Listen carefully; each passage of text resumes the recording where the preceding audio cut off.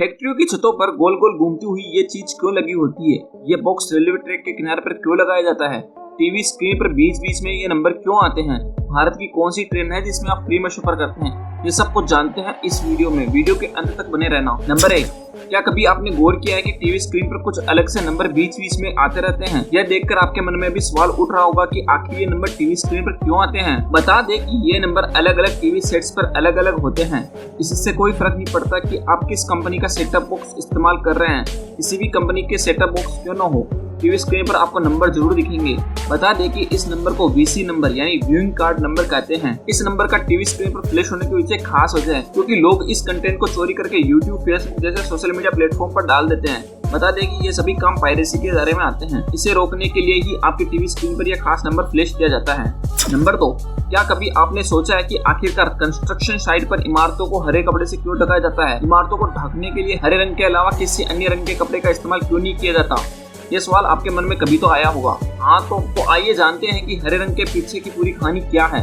दरअसल जहाँ भी कंस्ट्रक्शन का काम होता है वहाँ पर धूल, मिट्टी, बिल्डिंग से सीमेंट उड़ता है, जिसकी वजह से आसपास के रहने वालों को धूल से दिक्कतें होती है। इसलिए किसी बिल्डिंग का काम शुरू किया जाता है तो उसे हरे रंग के कपड़े से ढक दिया जाता है, क्योंकि ऐसे करने से धूल मिट्टी बाहर नहीं जाती, लोगों को असुविधा नहीं होती। लेकिन भाई फिर भी एक सवाल तो रह गया, अगर कपड़े से ही ढकना है तो किसी भी कपड़े से ढक दो, हरे रंग का कपड़ा ही क्यों उपयोग करना है? तो चलिए इस सवाल का भी जवाब दे देता हूँ। सफेद या फिर लाल रंग के कपड़े का इस्तेमाल क्यों नहीं किया जाता? आखिर हरा रंग ही क्यों?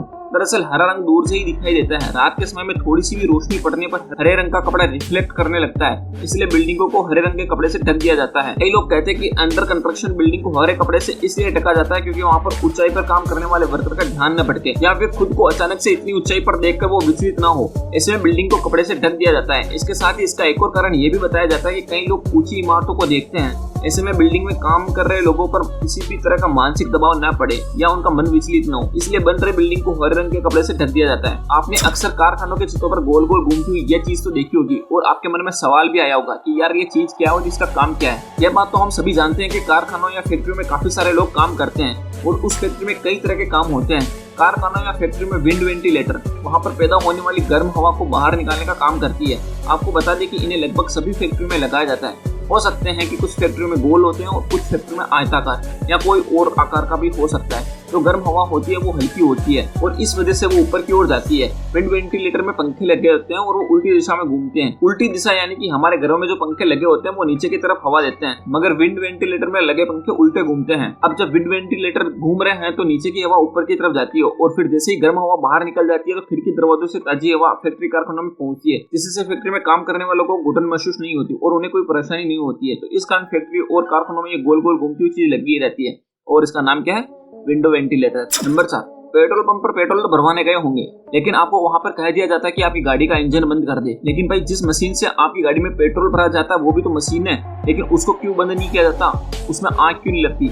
हम सब जानते हैं कि बिजली की मोटर में चिंगारी लगने की संभावना रहती है, लेकिन फिर भी इसे पेट्रोल पंप पर लगाया जाता है, जबकि वहां तो जलने का सबसे ज्यादा खतरा होता है, क्योंकि पेट्रोल पंप में गाड़ियों में पेट्रोल डीजल डालने वाली मोटर फ्लेम प्रूफ होती है, यानी वो मोटर लपट या चिंगारी विहीन होती है, सामान्य मोटर से बिल्कुल अलग। ये मोटर भी बिजली से ही चलती है, लेकिन इसका कवर विशेष डिजाइन का होता है जो कि भीतर की चिंगारी को बाहर आने ही नहीं देता। साथ ही मोटर ज्यादा संतुलित रहती है ताकि स्पार्क कम से कम निकले। वहीं बिजली के तारों की वायरिंग VPI तकनीक से की जाती है ताकि इसमें नमी ना हो, और ये वाटर प्रूफ भी होती है। अगर पानी अंदर आ भी जाता है तो एक लिमिट तक ये पानी को झेल सकती है। स्विच को भी स्पार्क प्रूफ बनाया जाता है। पेट्रोल पंप पर लगने वाले सारे स्विच स्पार्क प्रूफ होते हैं, यहाँ तक कि पंखे और बल्ब के स्विच भी स्पार्क विहीन लगा जाते हैं। इनके लिए भारतीय और अंतर्राष्ट्रीय शर्तें हैं जिससे सभी देशों को फॉलो करना होता है। नंबर 5, क्या कभी आपने अखबार के निचले हिस्से को ध्यान से देखा है? अगर देखा होगा तो वहाँ हर पृष्ठ के नीचे 4 रंग के बिंदु तो आपको नजर आए होंगे, लेकिन क्या आपके मन में ये सवाल उठा ये बिंदु अखबार में लगाए क्यों जाते हैं? ज्यादातर लोग इस चीज को नहीं जानते, तो चलिए जानते हैं इन बिंदुओं को क्यों छापा जाता है। बता दें कि अखबार में प्रकाशित इन गोलों को CMY के रंगों के नाम से जाना जाता है। इसका फुल फॉर्म होता है C यानी शाइन, हल्का आसमानी, M यानी मजेंटा, Y का मतलब होता है येलो और K का मतलब होता है ब्लैक। किसी भी इमेज को प्रिंट करते समय इन 4 रंगों की प्लेटों को एक पेज पर अलग अलग करके रखा जाता है। अगर छपाई के समय तस्वीरें धुंधली हो रही है तो इसका मतलब होता है कि ये प्लेट सही नहीं है, जिससे प्रिंटर आसानी से पकड़ लेता है। इसलिए CMYK को पंजीकरण मार्क या प्रिंटर्स मार्क कहा जाता है। और भाई ऐसा सिर्फ अखबार को प्रिंट करने के लिए नहीं बल्कि किताबों या मैगजीन के लिए भी किया जाता है, लेकिन जब पेज काटे जाते हैं तो इन प्लेट्स को हटा दिया जाता है। इसलिए किताबों और मैगजीन में आपको ये बिंदु नजर नहीं आते, लेकिन अखबार में नजर आते हैं क्योंकि अखबार को नहीं काटा जाता। नंबर 6, भारत में एक ऐसी भी ट्रेन है जिसमें यात्री कानूनी तरीके से फ्री में सफर करते हैं। हाँ भाई सही सुन रहे हो, भारत में एक ऐसी ट्रेन है जिसमें यात्री बिना टिकट मुफ्त में यात्रा करते हैं। ये ट्रेन हिमाचल हिमाचल प्रदेश और पंजाब के बॉर्डर पर चलती है। ये ट्रेन नंगल से भांगड़ा बांध तक चलती है। इस ट्रेन में यात्रा करने वाले यात्रियों को टिकट नहीं लेना पड़ता। इस ट्रेन से 25 गाँव के लोग पिछले करीब 73 साल से फ्री में सफर कर रहे हैं। ऐसे में सवाल उठता है कि जब एक तरफ देश के सभी ट्रेनों के टिकट के दाम बढ़ाए जा रहे हैं तो दूसरी तरफ लोग इस ट्रेन में फ्री में सफर क्यों करते हैं? रेलवे इसकी परमिशन कैसे दे देता है? बता दें कि इस ट्रेन को इसलिए चलाया जाता है ताकि देश की भावी पीढ़ी ये जान सके कि देश का सबसे बड़ा डैम भांगड़ा डैम कैसे बना था। उन्हें मालूम हो कि इस डैम को बनाने में किन किन दिक्कतों का सामना करना पड़ता, कौन कौन सी दिक्कतें आई थी इसको बनाने में।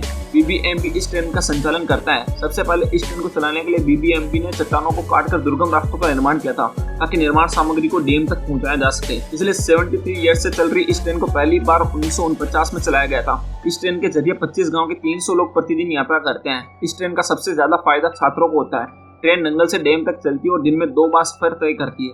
ट्रेन की खास बात यह कि इसमें सभी कोच लकड़ी के बने हैं। इसमें न तो कोई होकर है और न ही आपको इसमें टीटी मिलेगा।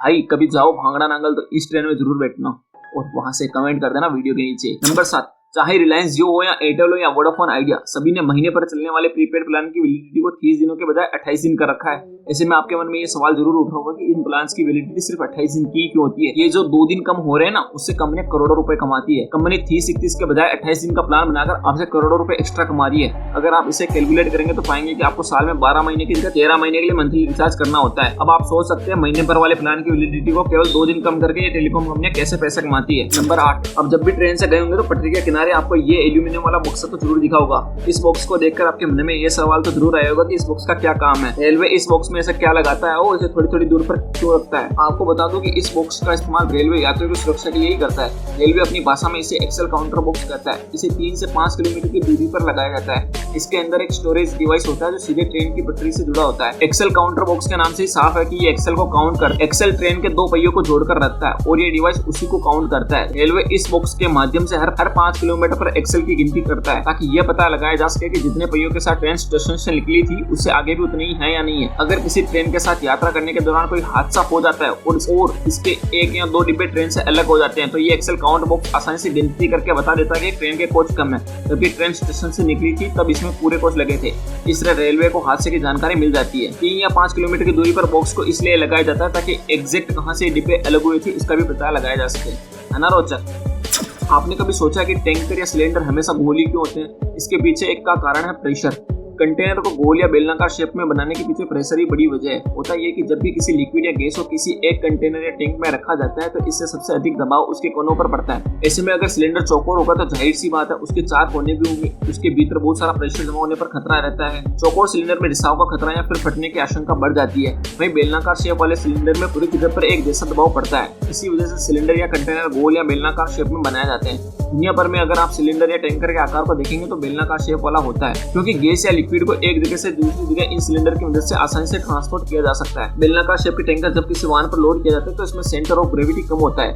ये वाहन को स्थिर रखता है और किसी भी तरह की दुर्घटना का खतरा नहीं होता है। तो दोस्तों ये थी आज की वीडियो। आपको कौन सा फैक्ट सबसे ज्यादा अच्छा लगा कमेंट में जरूर बताएं और हाँ, चैनल को जरूर सब्सक्राइब कर लीजिएगा। जय हिंद।